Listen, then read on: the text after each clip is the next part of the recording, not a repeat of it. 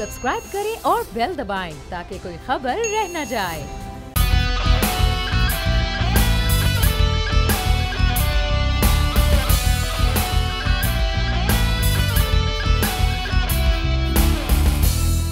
अस्सलामुअलैकुम नाज़रीन, प्रोग्राम में आपको कहेंगे खुश आमदीद। मैं हूँ महविश अनस और हमेशा की तरह मेरे साथ मौजूद हैं बोल न्यूज़ के एडिटर इन चीफ नज़ीर लगारी साहब।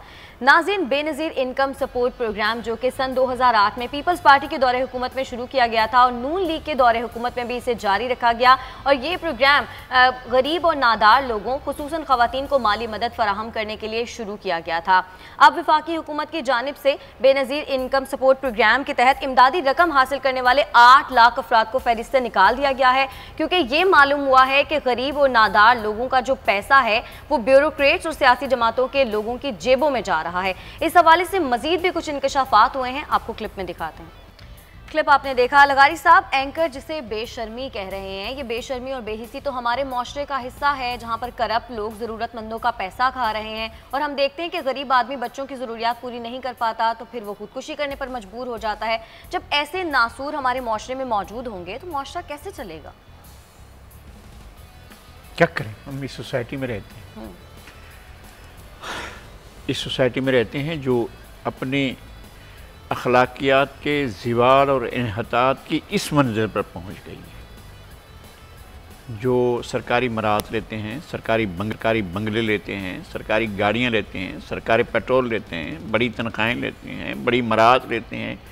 गरीबों के नाम पर 4,334 रुपये 31 रुपये जो भी रकम होती है वो हर 3 महीने बाद मिलने वाली रकम भी अपनी बीवियों के नाम पर और अपने बच्चों के नाम पर अपने घरों में रख लेते हैं। बहुत छोटा लफ्ज़ है बेशर्मी, बहुत छोटा लफ्ज़ है बेहयाई, बहुत छोटा लफ्ज़ है बेगैरती, बहुत छोटे लफ्ज़ हैं। और लोग, जिन लोगों ने ये किया है वो उनसे भी छोटे हैं, वो उन अल्फाज से भी छोटे हैं, उस बेहयाई के लफ्ज़ से भी छोटे हैं, बेगैरती के लफ्ज़ भी छोटे हैं, बेशर्मी के लफ्ज़ भी छोटे हैं। बहुत ही छोटे लोग और बहुत ही छोटे अल्फाज हैं। मेरे ख्याल में इन्हें डूब मरना चाहिए। कहाँ डूब मरेंगे, ये कहाँ से? पूरा सिस्टम अलिफ से लेकर ये तक करप्ट सिस्टम है, काबिले नफरत सिस्टम है। और पाकिस्तान के अवाम सदियों से इस जुल्म को बर्दाश्त कर रहे हैं। मुझे नहीं मालूम कि ये जुल्म कब तक बर्दाश्त करेंगे। ये नहीं है कि ये आज का जुल्म है, ये नहीं है कि बेनज़ीर इनकम सपोर्ट प्रोग्राम के तहत इनके साथ जुल्म हुआ, ये एक जुल्म है। और ये जो जुल्म बर्दाश्त कर रहे हैं, क्या मोहम्मद तुगलक से लेकर और उससे पहले से लेकर अब तक जो कुछ ये बर्दाश्त करते आए हैं, क्या ये सब कुछ बर्दाश्त करने के काबिल था? इस सोसाइटी को उठना होगा और इस सोसाइटी को अपने एग्रेरियन बैकग्राउंड से निकलकर नई दुनिया में कदम रखना होगा और लड़ाई करना होगी इस पूरे सिस्टम के साथ, तभी उनकी जान छूटेगी और कोई जरिया नहीं है। इसलिए कि सिस्टम से आप अगर डिलीवर करने की तवक्को रखेंगे कि सिस्टम हमें कुछ देगा तो सिस्टम कुछ नहीं देने वाला है। लेकिन लगाई साहब, हमारा सिस्टम जिसकी आप बात कर रहे हैं, ये आखिर इतना कमज़ोर क्यों है कि हमें ये पता ही नहीं चल रहा कि ज़रूरतमंदों का हक कौन कैश करवा रहा है? कमज़ोर कहाँ है, ये तो बहुत ताकतवर है, इसलिए तो पता भी नहीं चलने देता है। पता चल गया, चलें आपने लिस्टें बना ली हैं। जो बता रहे थे जनाब कामरान खान, उनके जो रिपोर्टर हैं, मुझे पता है जो उनके लिए खबरें जमा करते रहते हैं, वो बहुत ही ज़्यादा बाखबर रिपोर्टर हैं। और जिस तरह से उन्होंने ये खबर निकाली है, उनने पूरी लिस्टें बताई हैं ना, क्या ये लिस्टें मंजर आम पर नहीं आई होंगी और वो अपनी ड्यूटी में नहीं बैठे होंगे? वो 21 ग्रेड के, वो 20 ग्रेड के, वो 19 ग्रेड के, वो 18 ग्रेड के, वो 17 ग्रेड के, वो 16 ग्रेड के सारे अफसरान अब भी अपनी सीटों पर बैठे होंगे। और जो मराहत लेने वाले और गरीबों का ये पैसा खाने वाले अब भी अपने अपने मनसब पर बैठे होंगे। क्या कर लेंगे आप? जो एंटी करप्शन है वो करप्शन के फैलाने का इदारा है, उस पर काबू पाने का इदारा नहीं है। जो नैब है वो सिर्फ करप्शन को और बदउनवानी को छुपाने का एक जरिया है और कोई जरिया नहीं है। जो हमारे तफ्तीशी इदारे और तहकीकात इदारे, इनकी अगर तफ्तीश की जाए और इनके साथ वही सलूक किया जाए जो लोगों के साथ करते हैं, तब पता चलेगा कि होती क्या है। तब अच्छा, लेकिन लगारी साहब हमने देखा है कि एक तरफ तो ये कहानी है कि गरीब के नाम पर वोट मांगा जाता है और जब वोट मिल जाता है तो उसके बाद जिसको कुर्सी मिल जाती है वो गरीब की आंखों से ओझल हो जाता है। अब ये जो इतनी बड़ी करप्शन सामने आई है, आपके ख्याल में गफलत बरतने वाले कौन है? मतलब चेक एंड बैलेंस रखने की जिम्मेदारी किसकी है? अवामी नुमाइंदे नहीं होते हैं। अवामी नुमाइंदे समझौतेबाज होते हैं। आप जनरल ज़िया ने कहा था कि मैं इंतकाल इक़्तिदार नहीं करूंगा, मैं शराकत इक़्तिदार करूंगा। अच्छा, अब शराकत इक़्तिदार भी नहीं है। अब वो लाइन में लगे होते हैं कि एक झलक दिखा दो, बस एक झलक, बस एक झलक, बस एक झलक इक़्तिदार की दिखा दो, बस एक कुर्सी दिखा दो, एक चोरी करने दो, एक गाड़ी की चोरी, पेट्रोल की चोरी। डीजल के पेट्रोल पंप से पेट्रोल लेते रहे जहां डीजल पेट्रोल मिलता ही नहीं था वहां से, और मुल्क के आला तरीन मनसब पर फैज थे। ये क्वेटा में होता रहा है। आला तरीन मनसब पर फैज शख्सियत मुल्क के अंदर, अदलिया के इंतहाई मोहतरम मकाम पर मौजूद शख्सियत डीजल के पंप से जो है वो पेट्रोल की पर्चियां बनवाती रही, और उसने इस तरह से कितने कितने घपले किए हैं। जाएं तहकीकात करें, जाएं रिकॉर्ड देखें, क्या होता रहा है इस मुल्क के अंदर, मजाक होता रहा है, तमाशा होता रहा है। और बिल्कुल, और ऐसा भी नाज़रीन देखिए, हुक्मरानों की जानिब से तो बड़े बड़े दावे किए जाते हैं, ऐसा लगता है कि उन्होंने अवाम के लिए बहुत कुछ किया है, लेकिन जब रिपोर्ट सामने आती हैं तो वो उसके बरक्स होती हैं। लगाई साहब, एक तो ये सराइकी इलाके के हवाले से बात कर रहे थे, इसमें कितनी सदाकत है। दूसरा ये कि हुक्मरानों की जानिब से जो दावे और वादे किए जाते हैं, रिपोर्ट्स उसके बिल्कुल बरक्स होती हैं। क्या आपको भी ये लगता है कि मईशत सियासत की नज़र हो गई? मईशत, एक तो सियासत को बहुत बुरे लफ्ज़ इस्तेमाल किया जाता है। सियासत बुरा नहीं है, सियासत करने वाले बुरे हैं हमारे। अच्छा, आप कहें कि जनाब मजहब का इस्तेमाल होता है, और कितने लोग होते हैं, इतने घिनौने किरदार के लोग होते हैं, तो हम मजहब को बुरा करें क्या? नहीं। और सियासत इसी तरह से सियासत को बुरा कर देता है। लेकिन मैं ये कह रहा हूँ कि सराइकी एरिया पाकिस्तान का अब से नहीं, मुग़ल दौर से नहीं, बल्कि कदीम दौर से ये सोसाइटी पाकिस्तान को नहीं, पूरे बड़े सगीर को, पूरे बड़े सगीर का नहीं, पूरी दुनिया को फीड करती रही है। और यहाँ से ही एग्रीकल्चर का बेस था ना। ये आपके बाकी जो बंद बने हैं, डैम बने हैं, या ये चीज़ें बनी हैं, ये तो बात की हैं। या आपके जो वाटर सिस्टम, नया वाटर सिस्टम बना है जो अपर इलाकों के अंदर है, जो सेंट्रल पंजाब के इलाकों में बाद के बने हुए, तो पारे का पूरा इलाका ही यही था जहाँ पर आपकी एग्रीकल्चर होती थी, पूरा इंडिया खाता था। और उस वक्त क्या थी, एग्रेरियन सोसाइटी थी ना। दुनिया का 40% GDP सिर्फ इस इलाके का था, इस रीजन का था, इस पाकिस्तान के इन इलाकों का जहां आज पाकिस्तान मौजूद है। तो होता हुआ क्या है, एक मजाक किया गया है पाकिस्तान में। अब ये जो बता रहे हैं कि 70 लाख 80 लाख 1 करोड़ गांठें कम पड़ जाती हैं, वो क्यों कम पड़ जाती हैं? इसलिए कि आपने पहले ये किया कि यहाँ से टेक्सटाइल इंडस्ट्री की बुनियादें उखाड़ कर फेंक दी हैं। मैं गया हूँ अच्छा यूरोप में, मैं जाकर देखता हूँ कपड़े की दुकानों पर, टेक्सटाइल की दुकानों पर, बड़े बड़े मार्केटों पर, बड़े बड़े बहुत बड़ी जगहों पर, जहाँ भी जाएं made in Bangladesh, made in India, made in Bangladesh, made in Bangladesh, made in Bangladesh, जिस चीज़ को हाथ लगाए made in Bangladesh, made in China, made in Bangladesh. यानी वहाँ पर तो मैं तलाश करता रहा कि मेरे मुल्क की बनी हुई कुछ चीज़ नजर आए, जबकि होती यहाँ थी। पाकिस्तान में सबसे बड़ी प्रोडक्शन, पहले आपने यहाँ से पैसे को भगाया और आप एक आलमी एजेंडे का हिस्सा बने। शर्मनाक बात है, आप आलमी एजेंडे का हिस्सा बने और अपने यहाँ दहशतगर्दी को राइज किया, इंस्टीट्यूशनलाइज किया, आपने उसकी सरपरस्ती की। कौन कर रहा था ये दहशतगर्दी पूरे मुल्क के अंदर? कौन सरबराही की सरपरस्ती कर रहा था पंजाब के अंदर? कौन सराय की बेल्ट में पाल रहा था इनको शहजादों को जो आपके मुल्क के अंदर ये सारी तबाही की बुनियाद बना रहे थे? और कौन कर रहा था यहाँ पर सिंध के अंदर जो दहशतगर्दी को परवान चढ़ाया था? शहरी इलाकों में एक पूरे खेब आपके ऊपर मुसलत कर दिया गया था और आप एक अजाब से गुजर रहे थे। वो किसने किया था? वो सिर्फ इसलिए किया गया था आलमी सियासत के नतीजे में आपके यहाँ की बेस उखाड़ने के लिए, बुनियाद को उखाड़ कर फेंकने के लिए ये सारी सूरत आ रही हुई। क्या यहाँ से कैपिटल फ्लाई कर जाए? कैपिटल फ्लाई कर गया, बांग्लादेश चला गया, पैसा यहाँ से बांग्लादेश चला गया, दूसरे मुल्कों में चला गया, मलेशिया में चला गया, जनूबी अफ्रीका में चला गया, दुनिया भर में आपका पैसा चला गया, यहाँ पैसा नहीं रहा। फिर आपकी इंडस्ट्री चली गई, इंडस्ट्री की बुनियाद नहीं रही। फिर आपने क्या किया कि वहाँ पर जो आपका बेहतरीन ज़रई ज़मीन थी, वहाँ पर आपने कमाद की काश्त शुरू कर दी। कमाद की काश्त को वहाँ कमाद उठाने वाला कोई नहीं है।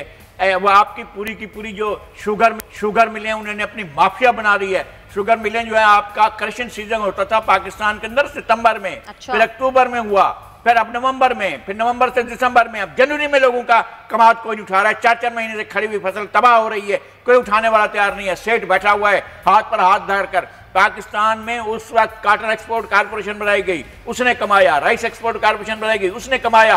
ट्रेडिंग कारपोरेशन ऑफ पाकिस्तान बनाई गई, उसने कमाया। सब कुछ खत्म कर दिया गया पाकिस्तान के अंदर, सब कुछ खत्म कर दिया गया। और ये जो रियासत के मामे, चाचे, नाने, दादे, ये सब कुछ थे, सबने मिलकर ये सारा कुछ किया है और पाकिस्तान को इस हालत पर लाकर खड़ा गया। पाकिस्तान का एग्रेरियन सेक्टर का किसान मजदूर जो है वो तबाह हार जिंदगी गुजार रहा है, उससे जीने का हक छीना जा रहा है और उससे वो कुछ काश्त कराया जा रहा है जो नहीं हो रहा, दुनिया में तर्क कर रही है। ठीक है। मेरे गांव में और मेरे गांव के आसपास जहां कर जाते हैं तो तंबाकू की काश्त है, जहां गंदम की काश्त होती थी, अब वहां पर तंबाकू काश्त हो रहा है। दुनिया में तंबाकू खत्म हो रहा है, वहां पे काश्त, लेकिन यहाँ पर काश्त हो रहा है। दुनिया में ये सारे के सारे दूसरे चीजों पर चले गए। यहाँ वही गन्ना काश्त हो रहा है, गन्ने से शुगर मिल बनेगी। शुगर मिल जो है वो जरूरतन चलती है और वो बैठकर सब्सिडी के पैसे लेता है। सेठ सब्सिडी के पैसे लेता है और उससे मजे करता है और सेठों की तिजोरियां भर रही हैं, गरीब दाने दाने का मोहताज है। ये है पाकिस्तान की सूरत। बिल्कुल ठीक है। अब और ईरान कशीदगी के हवाले से बात करते हैं। नाज़रीन, अमेरिका ईरान कशीदगी के हवाले से पाकिस्तान ने तो अपना वाज़ेह मौक़िफ़ दे दिया है कि पाकिस्तान किसी और की जंग का हिस्सा नहीं बनेगा, लेकिन साथ साथ पाकिस्तान ने यह भी कहा है कि पाकिस्तान अमन की खातिर अपनी जद्दोजहद जारी रखेगा। लेकिन एक एंकर की जानिब से पाकिस्तान की सियासत के हवाले से क्या कहा जा रहा है वो आपको दिखाते हैं। लगाई साहब, ईरान और अमेरिका कशीदगी कितनी बड़ी है और कितने सिक्योरिटी चैलेंजेस हैं इसमें, और पाकिस्तान की जो सियासत है वो कहाँ पर स्टैंड करती है इस सारे मंजरनामे में? देखिए, हमें अलग कर दिया गया है, हमें आलमी अमूर से अलग कर दिया गया, हमें इलाकाई अमूर से अलग कर दिया गया और हमें अपने मुल्क के अमूर से अलग कर दिया गया, हमें सियासत से बेदखल कर दिया गया। यह है पाकिस्तान के अवाम का अलमिया, पाकिस्तान की सोसाइटी का अलमिया। और हम कोई ऐसा नहीं है कि हम बैनुल अक़वामी प्लेयर नहीं रहे, हम बड़े बड़े मामलात में, लेकिन हमें हमेशा सबमिसिव बना दिया गया, हमें बांध दिया गया।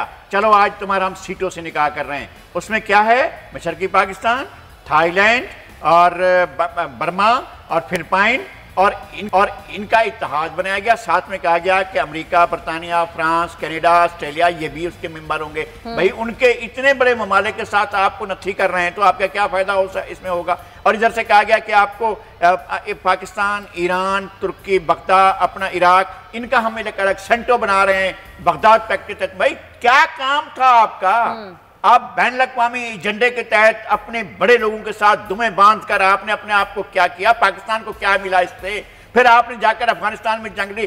जंग तो पोलैंड में होने वाली थी, लेख वलेसिया शुरू करने वाला था, वो जंग उठाकर अफगानिस्तान में लाई गई और हमें लगा दिया गया उस काम से। हम अफगानिस्तान की जंग लड़ते रहे, हम अफगानिस्तान में अपने लोगों को कुर्बान करते रहे, लोग डॉलर बनाते रहे। मुझसे कहा था एक जमात के बड़े आदमी ने कि जनाब हमने मुजाहिदीन में करोड़ों डॉलर तकसीम किए। भाई, आपके पास कहां से आ गए थे करोड़ों डॉलर? आपके पास कौन सी रकम थी? मगर तकसीम हो रहे थे पाकिस्तान के अंदर, करोड़ों डॉलर तकसीम हो रहे थे, आपको मिल रहे थे, आप उनको बांट रहे थे, अपने लोगों में बांट रहे थे। आपके बन गई इमारतें, बड़े बड़े लोगों के बड़े बड़े खानदान बन गए, बड़ी बड़ी मिलकतें बन गई और चंद लोगों की बनी है। क्या हुआ है पाकिस्तान का? पाकिस्तान के मासस का क्या हुआ? उनको मिली दहशतगर्दी, उनको मिला असला, उनको मिली हीरोइन, उनको मिला नशा, उनको मिला मंशियात। पाकिस्तान के लोगों को क्या मिला? पाकिस्तान के लोगों को जहन्नुम की जिंदगी मिली है और उसके अलावा क्या मिला? लेकिन लगाई साहब, ईरान और अमेरिका कशीदगी में खासी हद तक कमी आई है, इसकी तवक्को नहीं की जा रही थी। अब जिस तरह से शाह महमूद कुरैशी साहब भी निकले हुए हैं खारजा महाज पर, आपको लगता है पाकिस्तान की जानिब से जो अमन लाने की कोशिशें हैं वो रंग लाएंगी? मैं कहता हूं कि ये अच्छा है कि पाकिस्तान ने एक मौक़िफ़ लिया है कि हम किसी की जंग का फरीक नहीं बनेंगे और आप सुलह कराने जा रहे हैं। सुलह कराने के लिए भी आपका मकाम और मर्तबा होना चाहिए। मैं एक छोटी सी मिसाल देता हूँ। डीजी खान में लगारी ट्राइब में और मज़ारी ट्राइब में कोई तनाज़ा हो गया है और मैं एक अदना सा आदमी, हकीर सा आदमी कहूँ कि जी मैं जना सुलह कराने जा रहा हूँ मज़ारी सरदार की और लगारी सरदार की, जमाल लगारी की और मीर बलक शेर मज़ारी की, मैं सुलह कराने जा रहा हूँ। लोग बोलेंगे जिसका दिमाग ख़राब हो गया है, ये इसकी औकात क्या है? ये कहाँ से उठकर यहाँ इस तरफ को आ रहा है? और क्या ये है भाई? आपकी हैसियत क्या है? आपकी इस बात में अमेरिका की और ईरान की और सऊदी अरब की आप सुलह कराना चाह रहे हैं? मजाक है। आप चाहें ठीक है, सयाहत करें और घूमें फिरें, तफरी करें और वापस आ जाए। आपको किसने पूछना है और आपने किसके साथ बात करनी है? तो लगाई साहब, अभी एंकर जिस अंदाज में पाकिस्तान की सियासत कह रहे थे, आपको नहीं लगता ये थोड़ा सा ज्यादा अंडर? ये है, बिल्कुल ऐसा ही। अब सारी सियासत हरीम शाह के इर्द गिर्द घूमती है और कोई चीज नहीं है। यही इसी का नाम सियासत रख दिया गया है। मुझे हमेशा सियासत के लफ्ज़ के साथ बड़ा एहतराम रहा है। मैं हमेशा सियासत के लफ्ज़ का एहतराम करता हूँ। मैं सियासतदान का एहतराम करता हूँ। मैं बाकी तमाम चीज़ों में सियासतदान का एहतराम करता हूँ। सियासतदान भी तो अपने आप को एहतराम के काबिल बनाए तो सही ना। वो मेरे सामने उसका वजन तो बने, उसका कद तो बने, उसकी हैसियत तो सामने आए कि ये पता लगे यार ये सियासतदान है। वो मैं कहता हूँ आज के दौर में वली खान बन जाओ यार, मीर बन जाओ, असर खान बन जाओ, कुछ बन तो जाओ। ठीक है, आपके पास क्या चीज है? जुल्फकार अली भुट्टो तो बनना आपके मुकद्दर में नहीं है, किसी के भी मुकद्दर में नहीं है। पता नहीं कौन बनता है कौन नहीं बनता है, लेकिन आप कम से कम इस तरह तो जाओ यार, इस तरह तो जाओ कि आपकी हैसियत हो कोई। ऐसा ब्रेक की जाने बढ़ना है नाज़रीन। ब्रेक से जब वापस आएंगे तो फिर एक और अहम मामले की बात करेंगे। खालिद मकबूल सिद्दीकी साहब ने वफाकी काबीना से अलहदा होने का ऐलान कर दिया है। हमारे साथ रहिएगा।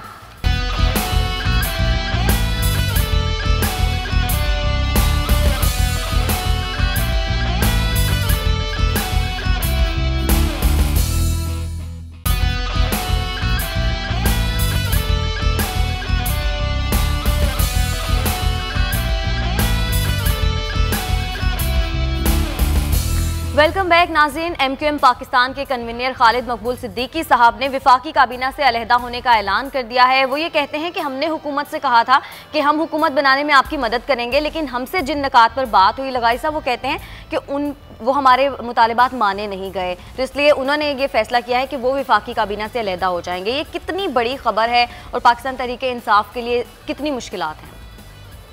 उन्होंने एक मंशूर पेश किया था इलेक्शन से पहले। अच्छा, जरा उनको बताना चाहिए कि उस मंशूर पर कितना अमल किया। वादे तो बाद की बातें हैं ना, पहले तो मंशूर था। उस मंशूर ने उन्होंने 1 करोड़ नौकरियां देनी थी, वो दे दी। 50 लाख लोगों को घर देने थे, वो दे दिए। सराइकी सूबा बनाना था, वो बना लिया। लोगों को तालीम देनी थी, वो दे ली। लोगों को सेहत की सहूलतें देनी थी, वो दे दी। बड़े बुलंद बाग दावे किए थे, मीनारे पाकिस्तान पर खड़े होकर बड़े बड़ी शानदार लच्छेदार A1 क्लास की तकरीरें की गई थी। उन तकरीरों का क्या हुआ? उन तकरीरों का क्या हुआ? उन तदबीरों का क्या हुआ जो वो करते फिर रहे थे? MQM को अपने वादे याद दिलाने की बात सूझी है। MQM को पता नहीं था। MQM सिस्टम का हिस्सा नहीं है। क्या पहले दिन से MQM को पता नहीं है कि पाकिस्तान की इकनॉमी उनको कुछ डिलीवर करने को तैयार नहीं है, जो इन्होंने बना दी है? ये कह रहे हैं पाकिस्तान टेक अप कर रहा है। भाई टेक अप कहाँ से कर रहा है? ये कह रहे हैं कि हमारी इकनॉमी बढ़ रही है, तो कहाँ से बढ़ रही है? आपका टारगेट ही 4% है, जो आप अचीव नहीं कर पा रहे हैं। आप 2.2 पर 2.4 पर अगर 2.4 पर चले गए तो आपकी बहुत बड़ी कामयाबी होगी। उसमें भी रोजगार मिलेगा नहीं, रोजगार जाएगा। रोटी मिलेगी नहीं, रोटी जाएगी। गैस मिलेगी नहीं, गैस महंगी होगी। और बिजली मिलेगी नहीं, बिजली महंगी होगी। अभी हमारे लिए कयामत के दिन खत्म नहीं हुए, कम नहीं हुए, अभी और बढ़ रहे हैं। हमारी मुसीबतें बढ़ रही हैं, लोगों की मुसीबतें बढ़ रही हैं। MQM को अपनी बात याद आ गई है, इसलिए कि MQM को यह अंदाज़ा हो रहा है कि हमसे आधे से ज़्यादा सीटें तो वैसे ही छिन चुकी हैं, बाकी सीटें अगले इलेक्शन में साफ हो जाएंगी। जब भी आइंदा इलेक्शन हुआ तो साफ हो सकती हैं। एक तरीका ये हो सकता है। दूसरा तरीका ये हो सकता है कि जहाज़, लोग कह रहे हैं कि जहाज़ डूबता हुआ नज़र आ रहा है, लिहाजा नीचे उतरो। पहला क्या हुआ कि पहले से ही अभी आगाज़ सफ़र में ही मेंगल साहब एक तरफ हो गए। उन्होंने कहा जी हम तो आपके साथ नहीं हैं, इसलिए कि हमारे तो साथ आपने वादे किए थे वो तो पूरे नहीं हुए। अब MQM आ गई है। MQM में कन्वीनर जनाब खालिद मकबूल सिद्दीकी साहब ने प्रेस कॉन्फ्रेंस करके वजारत से अलहदगी का ऐलान कर दिया है, मगर एक वजीर छोड़ कर आए हैं। आप रहना भाई, पीछे की खबरदारी रहे। और उन्होंने इस मनसब को छोड़ने के बाद अब अपनी जमात को ये भी उनको मैसेज दिया है कि भाई हम आपकी हिमायत जारी रखेंगे, खबरदार ऐसा नहीं समझना। और एक तरफ जो है वो कहते हैं कि उस शौक ने सबको बातों में लगा रखा है। इधर उनको पीपल्स पार्टी को लिए भी मैसेज भिजवाया गया है कि बिलावल जब आएँ तो उम्रा करके सीधे इधर आ जाएं और हमारे साथ आकर मुलाकात करें। एक दरवाज़ा उधर भी खोला गया है। लेकिन अगर ये दरवाजे इस तरह से होते हैं, अगर अख्तर मेंगल जाते हैं, फिर MQM जाती है, उसके बाद मुस्लिम लीग नून चली जाती है, तो फिर ये हुकूमत जो है वो क्लैप्स होने की तरफ नहीं जा रही। तो इस तरह के हालात भी पैदा हो रहे हैं और एक नई पोलराइजेशन पाकिस्तान की सोसाइटी में जन्म ले रही है। मुझे हैरत ये हो रही है कि जब इस्तेहकाम की ज़रूरत है, जब तमाम फरीकैन को, तमाम इदारों को एक पेज पर होने की ज़रूरत है, उस वक्त ऐसी चीज़ें क्यों सोची जा रही हैं जो सोसाइटी को तकसीम कर। अच्छा, लेकिन लगारी साहब ये भी देखा गया, अभी फिरदौस आशिक अवान साहिबा ने जिस तरह से कहा कि कराची को उसका हक मिलना चाहिए, जायज़ मुतालिबा है। हम हमेशा से यही सुनते आ रहे हैं, कराची को उसका हक मिलना चाहिए। कराची को उसका हक मिलता क्यों नहीं? देखें जी, 2014 में जनाब मियाँ मोहम्मद नवाज शरीफ साहब ने सुरजानी से टावर तक ग्रीन बस चलाने का ऐलान किया था। 14 गुजर गया, काम शुरू हुआ, 15, 16, 17, 18, 19 बीत गया, 20 लग चुका है, वो काम अभी पूरा नहीं हुआ है। मुझे शक नहीं, मुझे पक है कि 2020 में भी वो ग्रीन बस नहीं चलने वाली है। उस ग्रीन बस के न चलने से जो सूरत हाल पैदा हुई है, जो ट्रांसपोर्ट के मसाइल पैदा हुए हैं, जो वहाँ के मकीनों के मसाइल पैदा हुए हैं, आप चलें वहाँ से सुरजानी टाउन से आएँ न्यू कराची में, फिर उसके बाद नॉर्थ कराची में, फिर उसके बाद आप आएँ नॉर्थ नाज़ाबाद में, नाज़माबाद में, गोलीबार में, प्लसवेला में, पटेलपाड़ा में, और आप आएँ आगे गुरु मंदिर, आगे आएँ नुमाइश तक। आप देखें तो सही क्या खुदाई हुई पड़ी है और किस तरह से लोग अज़ियतनाक ज़िंदगी गुजार रहे हैं। ये शहर का सबसे बड़ा ट्रांसपोर्ट का जो है गुजरगाह थी, इस गुजरगाह को तो इन्होंने खोद के रख दिया है। अब एक मसला तो ये हल हो नहीं पा रहा है, और वफाक का प्रोजेक्ट है ये, वो नहीं हल हो पा रहा है।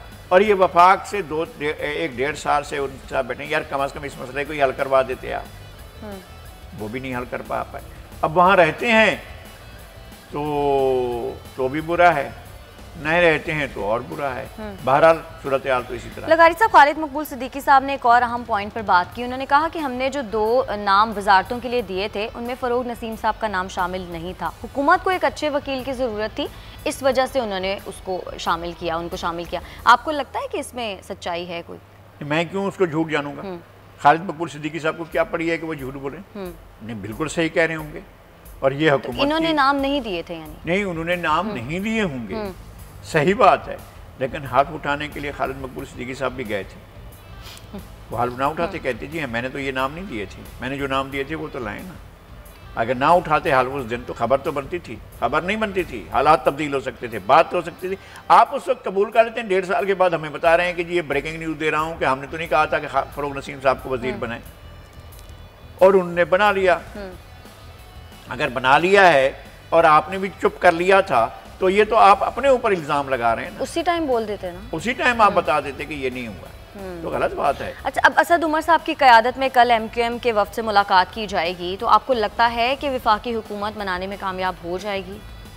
अच्छी चाय पियेंगे और मेरे ख्याल में बिस्किट भी अच्छे होंगे और समोसे भी अच्छे आएंगे। बहादुराबाद के इर्द गिर्द बहुत अच्छी दुकानें हैं जहाँ से बहुत अच्छी चीज़ें मिलती हैं। कोई चीज़ें खैराती भी मिलती हैं बिल्कुल पीछे वाली गली में, वहाँ से भी हो सकता है कोई खैरात ज़कात में कुछ चीज़ें ला कर रखी जाएँ, क्योंकि सैलानी वालों का ऑफिस वहाँ पर है, तो वहाँ से भी कुछ चीज़ लाकर उनकी खिदमत में पेश की जाएगी। हम नजराने के लिए आपको लाए हैं, ये चीज़ें आपको पेश कर रहे हैं। तो मुझे नहीं मालूम है कि ये क्या कुछ देने जा रहे हैं, क्या कुछ। और जो असद उमर साहब अपनी वजारत नहीं बचा सके हैं इतने ताकतवर बादे 12 में और तूफ़ान में, तो वो दूसरों को क्या दे सके। लेकिन लगारी साहब, अगर MQM अब हुकूमत से भी अलहदा हो जाती है, तो MQM कहाँ स्टैंड कर रही है पाकिस्तान की सियासत में? ये तो MQM के सोचने का है, मुझे और आपको परेशान होने की क्या ज़रूरत है। जिनके लिए मसला पैदा हो रहा है वो सोचे अपने बारे में कि जी हमारे साथ अब क्या MQM, कौन सी MQM? एक MQM थी जो अजीज़ाबाद में थी, एक MQM है जो PIB कॉलोनी में है, एक MQM है जो बहादुराबाद में, एक MQM है जो लांडी में होती थी, एक MQM है जो डिफेंस में है, एक MQM पता नहीं कहाँ से MQM जो है इस दिल को टुकड़े 1000 हुए, कोई यहाँ गिरा कोई वहाँ गिरा। वज़ीर बल्दियात सिंध नासिर हुसैन शाह कहते हैं कि वफाकी हुकूमत के तमाम इत्तेहादी उनसे नाराज़ हैं। लगारी साहब, ऐसे में आपको क्या लगता है पाकिस्तान तहरीक इंसाफ को क्या करने की ज़रूरत है? अपनी स्ट्रैटेजी बदलने की ज़रूरत है, नई पॉलिसियाँ बनाने की ज़रूरत है, क्या करने की ज़रूरत है कि उनके इत्तेहादी उनके साथ चलें? एक तो सियासतदानों को डिक्टेशन देना मेरा काम नहीं है कि मैं कहूँ कि जी सियासतदान ये करें ये ना करें। उनकी अपनी पॉलिसियाँ हैं, उनकी अपनी हिकमत अमली है, उनकी अपनी स्ट्रेटजी है। बहुत से लोगों के लिए बहुत से मशवरे दिए जा सकते हैं, अच्छी बात भी की जा सकती है, उनके साथ अच्छा मशवरा दिया भी जा सकता है। लेकिन आपको पता है कि वहाँ सबने अपने कान बंद कर रहे किए हुए हैं और वो कान में कोई ऐसी बात सुनने को तैयार ही नहीं है जो उनके मिजाज गिरामी के बरअक्स हो। लिहाजा उनके साथ किसी मशवरे को शेयर करने की क्या ज़रूरत है। हमारा काम है चीखना, हम चीखते रहेंगे। हमारी बात है कि हम रोना है तो रोते ही रहेंगे। हम आम कामनार, आम इंसान, पाकिस्तान के आम किसान, आम मज़दूर, आम मेहनत कश, आम रेहड़ी लगाने वाले, आम ठेला लगाने वाले, हम उन लोगों में से हैं और उन लोगों के लिए बात करते हैं। उन लोगों की ज़िंदगी बहुत ख़राब हुई है, बहुत उन लोगों की ज़िंदगी इन्होंने अजीरन करके रख दी है और कह रहे हैं कि हमने जनाब टारगेट अचीव कर रहे हैं। भाई टारगेट अचीव कर रहे हो, लोगों को क्या मिल रहा है? आपने लोगों से नवाला तक ले लिया, फिर आप दे क्या रहे हैं? आप BRT नहीं मुकम्मल कर सके हैं, आप ग्रीन बस का प्रोजेक्ट नहीं मुकम्मल कर क्या रहे हैं आप? ये जो आप इतनी ज़्यादा आपकी वो कहते हैं ना, ये आपकी वसूलियाँ हो रही हैं, तो वसूलियाँ जा किधर रही हैं? या उस अंधे कुएं में जा रही हैं जिसका नाम कर्ज़ों की अदायगी है और आप कर्ज़े रीशेड्यूल करके फिर अदा करते रहते हैं, फिर रीशेड्यूल कराते हैं। पाकिस्तान को दुनिया का मकरूज़ तरीन मुल्क बनाया गया है, ये सब कुछ हुआ है, लेकिन पाकिस्तान के लोगों के हाथ में, पाकिस्तान के उन लोगों के हाथ में जो सियासत करते हैं, उनके नसीब में क्या है? जो कुछ खा लें सो खा लें। लोगों को जो आज शाम की रोटी मिलेगी उन्हें पता नहीं है कि बच्चों को सुबह को क्या देंगे। ये है लगारी साहब, ये जो कहा जाता है कि कराची सारे मुल्क को पालता है लेकिन कराची का जो हिस्सा है वो पंजाब खा जाता है, इस बात में कितनी हकीकत है, कितनी सच्चाई है? देखें, पंजाब से शिकायत कराची जाहिर है, सिंध का कैपिटल है वो, और सिंध के लोगों को भी रही, बलूचिस्तान को भी रही, बंगाल को भी रही, लेकिन बहुत सी चीज़ें अब सामने आ रही हैं। अब पंजाब को खुद आगे बढ़ना चाहिए, अपना खुद मुआवजा करना चाहिए। वहाँ पंजाब में रहते हुए 22-23 अजलास सराइकी बेल्ट के हैं, वो चीख रहे हैं। वो सबसे बड़ी एग्रेरियन सोसाइटी है भाई सब कॉन्टिनेंट की, वो रो रही है। उसका आपने डेमोग्राफी और उसकी इकोलॉजी बदल के रख दी है आपने, उसके ज़राई नॉर्म्स बदल के रख दिए हैं आप। अब आप कब तक इसको चला पाएंगे? गंदम आप कब उगाएंगे? आपके पास तो कपास और गंदम की भी शार्टेज के मसाइल पर खड़े हुए हैं। ठीक है, मैं ब्रेक की जानिब बढ़ना है। नाज़रीन, ब्रेक से जब वापस आए हम बात करेंगे कि कश्मीर में इस वक्त क्या हो रहा है और इंडिया में इस वक्त क्या सूरत हाल है। हमारे साथ रहिएगा।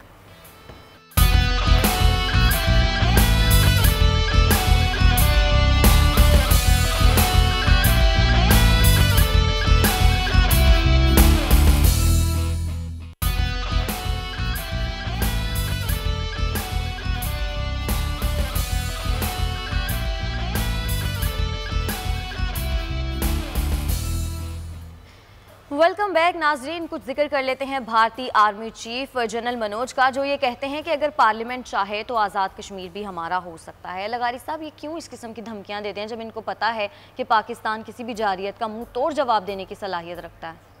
भूल जाते हैं वाक़यात। भारत में एक पागलपन आया हुआ है, एक जुनून आया हुआ है, एक बुखार आया हुआ है और एक बीमारी आई हुई है। ये बीमारी शायद उस वक्त दब गई थी जब इंडिपेंडेंट मूवमेंट चल रही थी और उस वक्त जो है कहा जा रहा था कि जनाब पुरअमन होना चाहिए हिंदुस्तान को, ये कहा जा रहा था कि सेकुलर होना चाहिए, ये कहा जा रहा था कि सोशलिस्ट होना चाहिए, ये कहा जा रहा था कि इसके अंदर ये खूबियाँ होनी चाहिए, और वो इस बात की नफ़ी कर रहे थे कि जनाब किसी किस्म का जो है वो मजहबी बालादस्ती हिंदुओं की होनी चाहिए। उस वक्त इंडिया का ये पोस्टर था और इंडियन लीडरशिप भी कह रही थी। लेकिन इसके अंदर जो महाराष्ट्र अपना महाब सभाई जहनीत आई है, जो राष्ट्रीय सेवक संघ आई है, और जिस तरह से उन्होंने सोसाइटी को पहले भी कर रहे थे, ऐसा नहीं है गांधी के दौर में राष्ट्रीय सेवक संघ नहीं थी, उस वक्त भी थी। ऐसा नहीं है कि नेहरू के ज़माने में नहीं थी, उस वक्त भी थी। और उस वक्त उनके नुमाइंदे मौजूद थे। बड़ी जो है किताबें लिखी जा रही हैं, और आजकल जो है वो ये सामने लाया जा रहा है कि जी पटेल भी बड़ा माकूल आदमी था, और पटेल जो है वो एक ऐसी मुसलमान से भी किताब लिखवाई गई है कि जी वो मुसलमान दुश्मन नहीं था। लेकिन अब सारी चीज़ें खुल रही हैं। पटेल का नया जन्म मोदी की शक्ल में हुआ है, और मोदी जो है वो न सिर्फ हिंदुस्तान का, न सिर्फ हिंदुस्तान के लोगों का दुश्मन है, हिंदुस्तान की जो बुनियादी अगर कोई खसूसियत है तो उसका दुश्मन है। वहाँ पर मुसलमानों का दुश्मन है, वहाँ पर अक़लियतों का दुश्मन है, वहाँ के ईसाइयों का दुश्मन है, वहाँ के बुद्धिस्ट का दुश्मन है, वहाँ के जैन्स का दुश्मन है, वहाँ के शूदर्स का दुश्मन है, वहाँ के दलितों का दुश्मन है। वो हर उस चीज़ का दुश्मन है जो खिश्तरी और ब्राह्मण की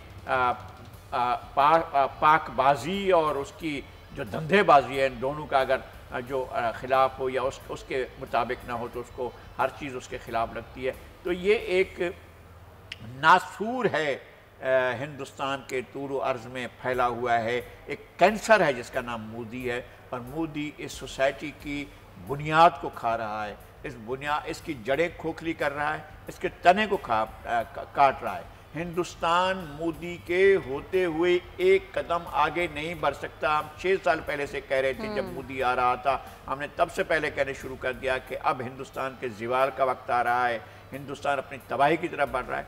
ये जो जनरल मनोज जो है ये लाफजनी कर रहे हैं, और ये जो कह रहे हैं कि जनाब हम पाकिस्तान के आज़ाद कश्मीर पर भी हम चले जाएंगे, ना ये बच्चों का खेल है। जिस तरह चाहेंगे वो आ जाएंगे, बस यहाँ पर हम जो है खड़े होंगे। उनको पता नहीं है कि उन्होंने भेजा नहीं था एक अपने अभिनंदन को, और अभिनंदन जिस तरह से वो रगड़ रहा था नाक अपनी, और जिस तरह से वो रगड़ता हुआ वो चल रहा था, वो नज़र नहीं आ रहा है। आपने ये एडवेंचर किया था, और तकरीबन कोई 1 साल के बाद जाकर, अभी 1 साल होने वाला है, या इस दौरान में आपने पिछले दिनों आकर माना नहीं असल में वहाँ कुछ भी नहीं हुआ था, वहाँ कोई जो है वो मरकज़ भी नहीं था। अच्छा जी, वहाँ पर कोई आदमी भी नहीं मरे थे। आपने पहले दिन वादा किया था कि हमने 350 बंदे मार दिए, फिर बाद मालूम है आपने एक कबा मारा था, उस कबे की जो है वो निशानियाँ पड़ी हुई थी, वो जाकर आपको दिखाया गया था। तो ये गीदड़ भभकियाँ हैं, और ये देते रहते हैं। DGISPR ये कहते हैं कि इंडिया में जो कुछ हो रहा है तो अंदरूनी जो बहरान है उससे निकालने के लिए इस तरह का बयान दिया गया है, तो यानी इंडिया के पास और कोई ऑप्शन नहीं है। अंदरूनी बहरान नहीं है, अंदरूनी खलफशार नहीं है, अंदरूनी तौर पर भारत हिल रहा है टूट फूट के लिए, बिखर जाने के लिए, और इंडिया के अंदर वो सलाहियत जो एक रखती थी इंडिया को, वो ख़त्म हो रही है, दम तोड़ चुकी है। इंडिया नहीं रह सकता एक। इंडिया के अंदर क्या मुसलमान, वहाँ पर जितनी भी मुसलमानों की आबादी है, किसी भी मुल्क में आप 25 से 30 करोड़ इंसानों को ऐसे मक्के की तरह उठा कर नहीं कर सकते, बिल्कुल नहीं। Is it possible? अच्छा, यहाँ पर जब अकलियतों की तरफ पाकिस्तान में अगर किसी एक बच्ची के साथ भी जुल्म होता है तो यहाँ पूरी सोसाइटी खड़ी हो जाती है। हम कहते हैं कि यह क्या हो रहा है। यहाँ पर सक्खर में हमारे जो एक दरगाह के पीर साहब हैं, वो जब इस तरह का काम करते हैं तो हम खड़े हो जाते हैं, हमारी सोसाइटी खड़ी हो जाती है। सही। तो वहां पर ये क्या पूरी की पूरी आबादी को 12-14% आबादी को जो एक तरफ निकाल कर फेंक देंगे, और वो इंसानों को गाजर मूली की तरह काट देंगे, और फिर ये कि बाकी इंडिया उनके साथ खड़ा हुआ है लोग, और इंडिया के लोगों की एक बड़ी अक्सरियत जो है वो लोगों के साथ खड़ी हुई है। अब सड़कें आबाद हैं, गलियां आबाद हैं, बाजार आबाद हैं, लोग नारे मारते फिर रहे हैं, या तो मोदी रहेगा या इंडिया रहेगा। ये मैं एक बात आपको साफ बता रहा हूं, अब इंडिया या मोदी में से किसी का एक का इंतखाब होना है, वो इंडिया के लोगों के हाथ। ठीक है, बहुत शुक्रिया आपका नज़ीर लगारी साहब आज के लिए। नाज़रीन, आज के प्रोग्राम ही अगले हफ्ते अब आपकी खिदमत में फिर से हाजिर होंगे, तब तक के लिए हमें इजाज़त दीजिएगा। अल्लाह निगहबान।